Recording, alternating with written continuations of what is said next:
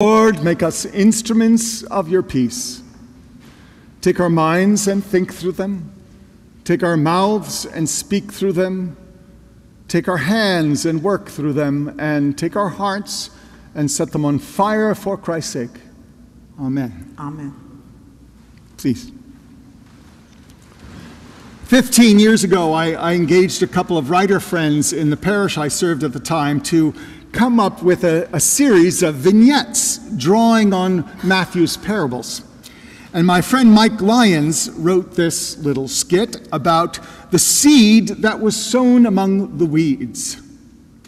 I invite you to enjoy the weed dilemma.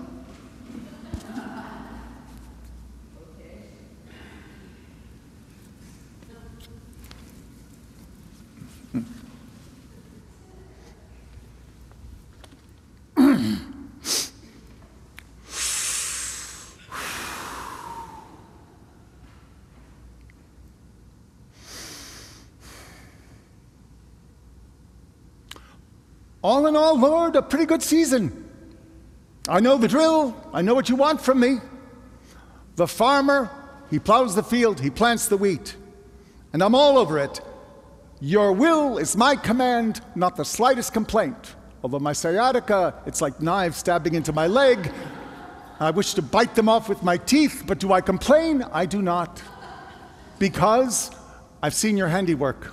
Yes, the plagues, the pestilences, the whole flood global annihilation thing. And to be frank, I want to be on your good side. So, you're all right. You like what you see. You can tell me, it won't go to my head.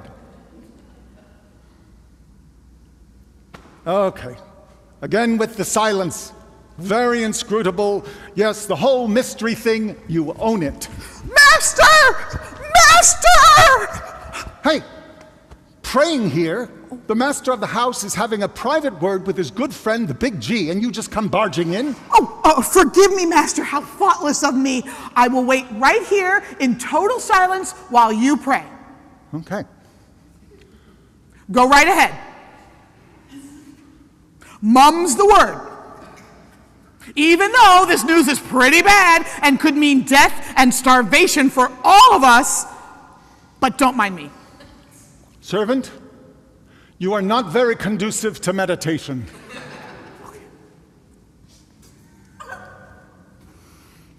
You also lack subtlety. Do I? Well, I must have missed that day in slave school. But enough of the performance review. Master, I must have your attention, for we are undone, I tell you.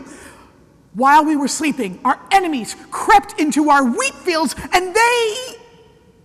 Oh, I'm sorry, are we still in that timeout quiet thingy? In this household, only God is capable of silence. Now, tell me the bad news, get it over with already. Our enemies have sown weeds amongst our wheat. And now they grow side by side. And these weeds are useless, for they cannot be made into bread. Our crops have been rendered polluted by the base worthlessness of these weeds. What are we to do, Master? I'm putting my thinking cap on. Oh, okay. I'm thinking deep thoughts. Mm-hmm. And I've got it. How about you pull out the weeds? Brilliant, concise, might I even say masterly? You might. But there's one little problem. Already I don't like the tone. The mistress of the house has burned our rakes and our hoes. She has locked the gates against us and has commanded us to never weed the fields again. Well, that's just crazy. Why would she do a thing like that? Oh, are you asking little old me my personal opinion about the private life of my esteemed master? Maybe. Just this once. If she's so crazy, why'd you marry her? And so ends an experiment and so... If she's so crazy, why'd you marry her? Well, if you... If If she's so crazy, Master, why the heck did you marry her? Oh, well, And there ends an experiment in social equality.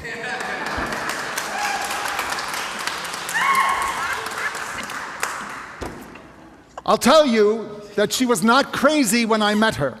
Oh, I see. So it was marriage to you that tipped her bucket.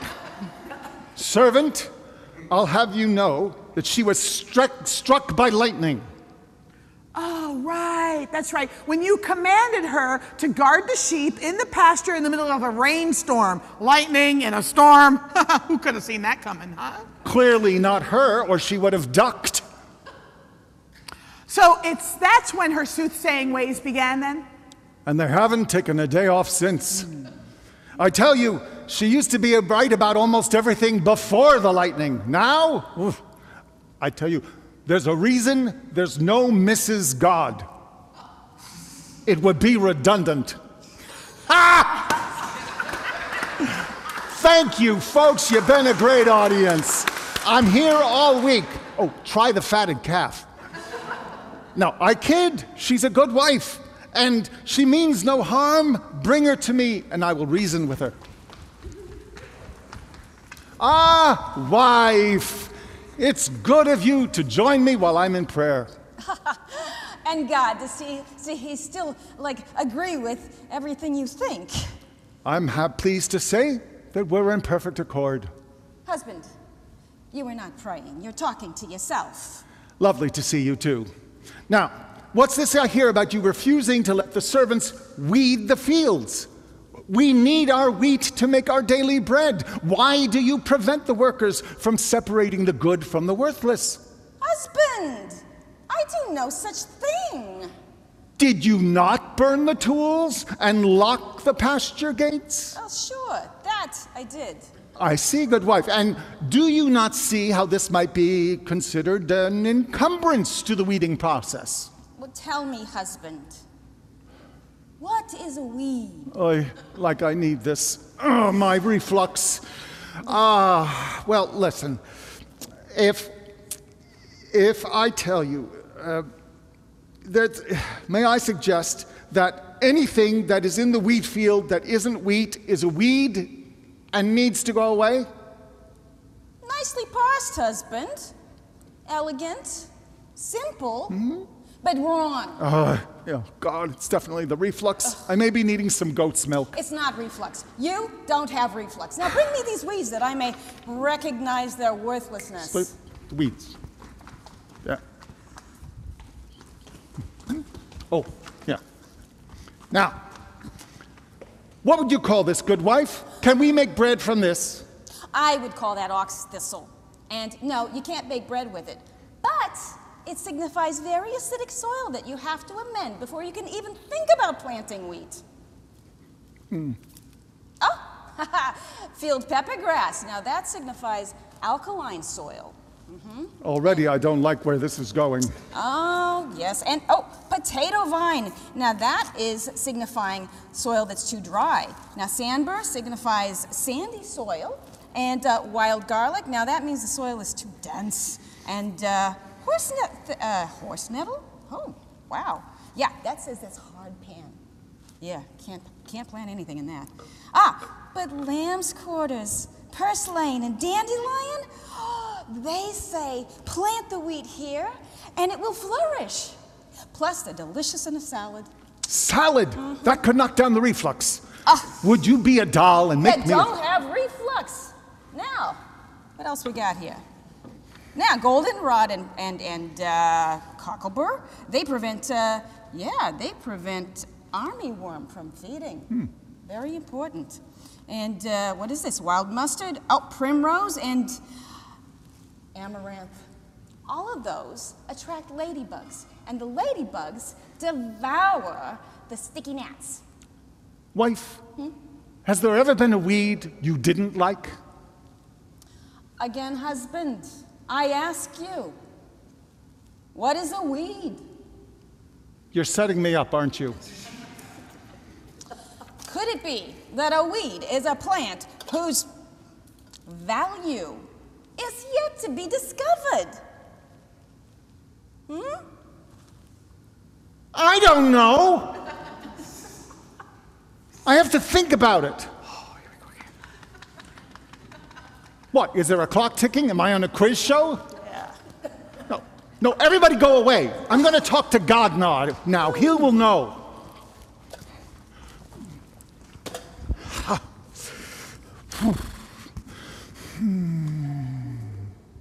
God, what is a weed? Okay, enough with the inscrutable. I'm your faithful servant. I need an answer. Please, God, just this once, talk to me. What do you mean, just this once? You've got your nerve. I didn't skimp on the chutzpah when I made you, did I? Oh, holy Father. Look, love you. Love your work. Secondly, I swear to you, with you as my witness, you've never talked to me before. I have been at your side day and night, talking to you for years, you big poop. But... You are a lousy listener, and is that my fault? I sugared some ginger for you. Hey, It'll help your stomach. talking to God here. Take a little piece and suck on it. Do not chew it.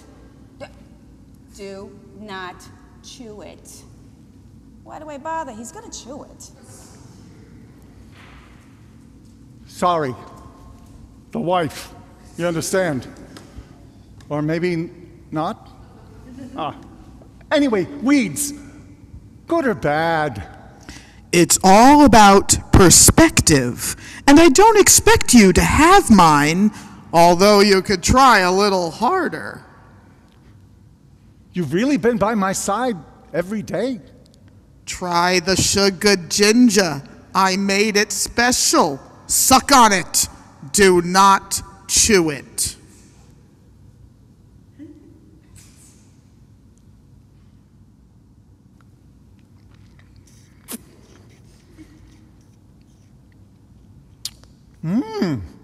Oh, it's delicious. Oh, look. You know, for a moment there, you sounded just like my...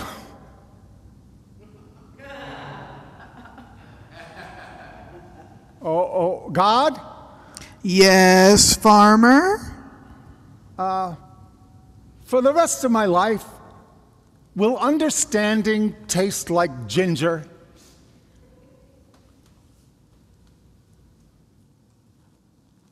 Oh, right. I get it. Okay. A wife, most excellent wife. Yes, husband. Have I told you how much I adore you? Don't start with me. Ugh.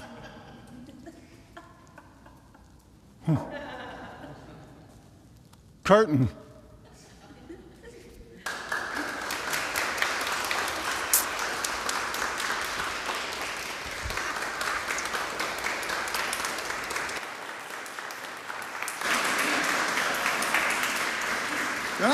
Yes.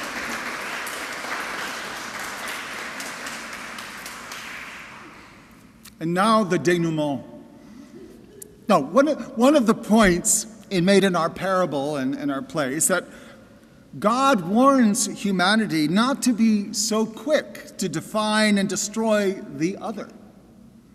Because we often define or perceive the weed in our midst as such.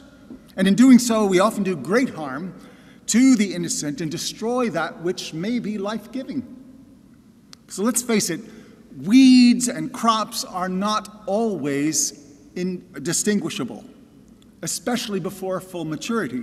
In fact, that was definitely the case in this parable, as Jesus told it to the crowd and his disciples, because you see, the word that was translated as weeds referred to a specific poisonous plant that was almost indistinguishable from the wheat in the early processes.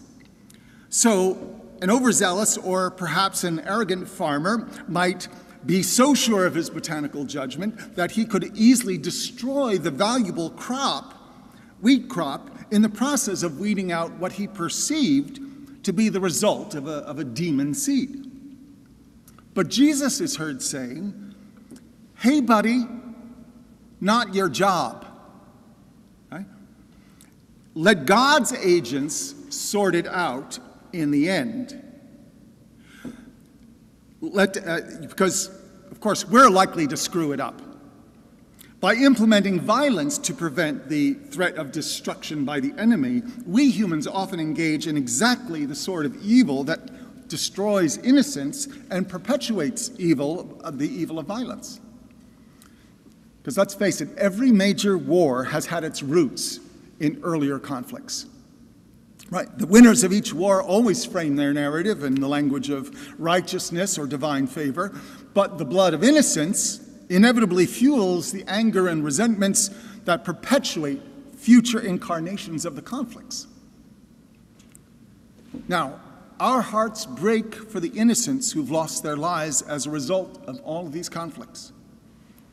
So we ask, dear Lord, for your wisdom and peace, for the ability to discern and pluck out the weeds growing in our own hearts before we uproot and discard others, for the ability to trust you, Lord, and guide us with humility and compassion.